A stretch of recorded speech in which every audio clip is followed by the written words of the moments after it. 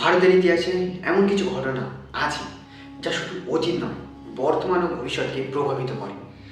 আজ আমরা কথা বলবো এমন এক বিতর্কিত স্থান নিয়ে, যেটা হলো বাবরি মসজিদ।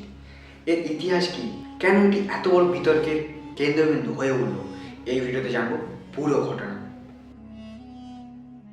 বাবরি মসজিদ অবস্থিত ছিল উত্তরপ্রদেশ রাজ্যের অযোধ্যা শহরে। ইতিহাস অনুযায়ী 1528 খ্রিস্টাব্দে মুঘল সম্রাট বাবরের নির্দেশে তার সেনাপতি মীর বাকি এই মসজিদটি নির্মাণ করেন। মসজিদটি ছিল 3 গম্বুজ বিশিষ্ট মুঘল আর্কিটেকচারের তৈরি। হিন্দু ধর্মাবলম্বী বিশ্বাসী অনুযায়ী অযোধ্যা হলো ভগবান রামের জন্মস্থান। একটি ধারণা প্রচলিত ছিল যে এই মসজিদটি এক স্থানের উপর নির্মিত, যেখানে আগে একটি রামের মন্দির ছিল।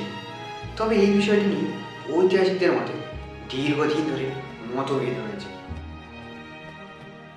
1857 সালে সিপাহি বিদ্রোহের পর ব্রিটিশ শাসনামলে এই স্থানে প্রথম বড় ধরনের বিরোধ দেখা যায়। ব্রিটিশ প্রশাসন তখন মসজিদের বাইরের অংশ হিন্দুদের এবং ভেতরের অংশ মুসলিমদের ব্যবহারের জন্য অনুমতি দেয়। এই সিদ্ধান্তেই ভবিষ্যতে বড় সংঘাতের বীজ বপন করে। 1949 সালে হঠাৎ করে মসজিদের ভেতরে রামলালার মূর্তি পাওয়া যায়।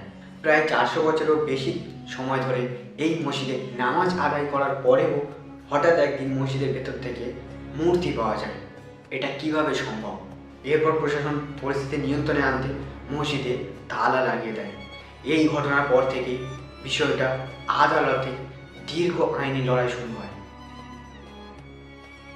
6 ডিসেম্বর 1992 ভারতের ইতিহাসে এক কালো দিন। হাজার হাজার কর-সেবক মসজিদটি ভেঙে ফেলে।